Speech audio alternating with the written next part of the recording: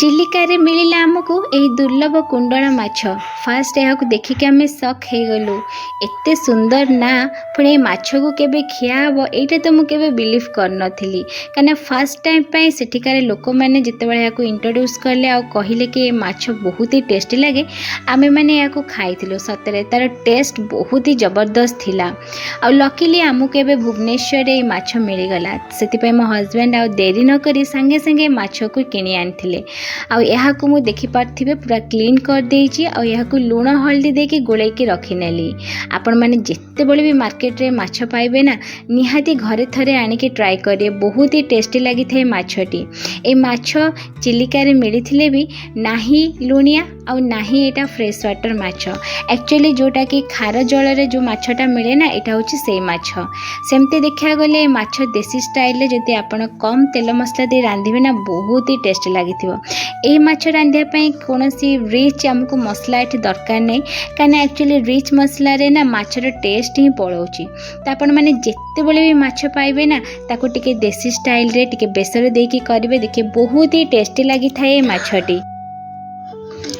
एबे चलतु ये माछ को आमे तेल रे भाजी नबा।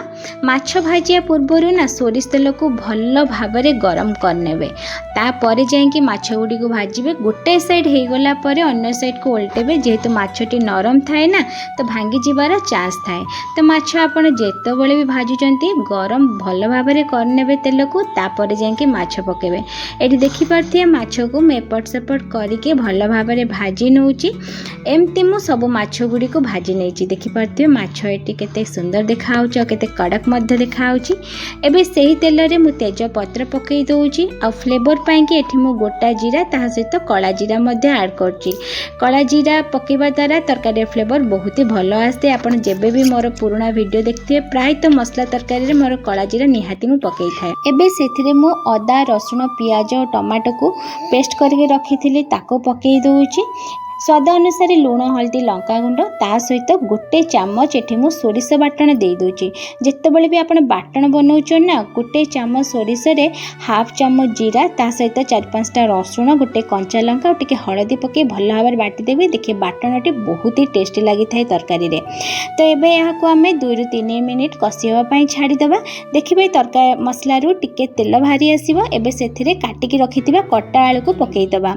आलू को नॉर्मली आमे माने कोन भाजिकी रखी था बट एठी आलू को आपण जम्मा भी भाजबेनी एमती मसला रे कसी कसी रांधिबे देखिबे आलूर फ्लेवर मध्य बहुत ही बढ़िया आसी थाए। तो बस यहाँ को मु 2 ରୁ 3 मिनिट आउ किछि समय कसी हवा पई के छाड़ी दउचे। एठी देखि पारथिबे मसला रू तेल भारी आसलान ताने एठी हमर मसलाटी रेडी हो गलानी। बस एठी मु एबे 1 ରୁ 1.5 ग्लास एठी मु नख उषुम पानी ऐड करनोची। उषुम पानी ऐड करबा द्वारा तरकारी कलर मध्य भल आसता और जल्दी मत तरकारी हो जाए। तरकारी एठी टिके फुटी आसला परे एठी मु सजना छुई को काटिकी रखी ताको पकई दउची। एही माछरे ना एक्चुअली आपण आलू और सजना छुई देकी रांधिए ना बहुत ही टेस्टी लगी थाए। बस पानी फुटिबा समय रे सजना छुई को पकेबे आ यहाँ को 2 ରୁ 3 मिनिट कवर अप करी छाड़ देबे। देखबे सजना छुई संगे संगे सिझी जीवो। बस यहाँ को एबे डाकुनी काढ़ी दबा और माछ को एबे पकई दबा। गैस रो फ्लेम को लो कर नबा और यहाँ को आमे एमती 2 ରୁ 3 मिनिट कुक हवा पई छाड़ी दबा। और जदि आपन को कड़क माछ पसंद तो आपन संगे संगे तरकारी पके को ओल्हे खाई दे परिबे। बट नॉर्मली ये माछ को झोल रे किछि समय बुड़िया पई के छाड़ी देबे देखिबे तार फ्लेवर बहुत ही बढ़िया आसी थाए माछर। तो बस यहाँ को आमे एमती लो फ्लेम रे 4-5 मिनिट पई कुक हवा पई छाड़ी दबा। तापरे यहाँ को आमे गरम गरम सर्व करबा बहुत ही टेस्टी लगी थाए। माछटी देखि पारथिबे केते सुंदर हेछि कलरटी आ तरकारी मध्य केते जल्दी मध्य रेडी हो गला। एठी हमर रेडी हो गला देसी स्टाइल रा सजना छुई आलू दिया कुंडल माछ तरकारी। यदि आपण मानक मो वीडियोटी भल लगी थाए तले लाइक करने चैनल नुआ थिले प्लीज प्लीज प्लीज सब्सक्राइब निहाती करने पेज को फॉलो निश्चय करने। रहुछि पुणी देखा आउ गोटे नुआ वीडियो रे। Bye bye.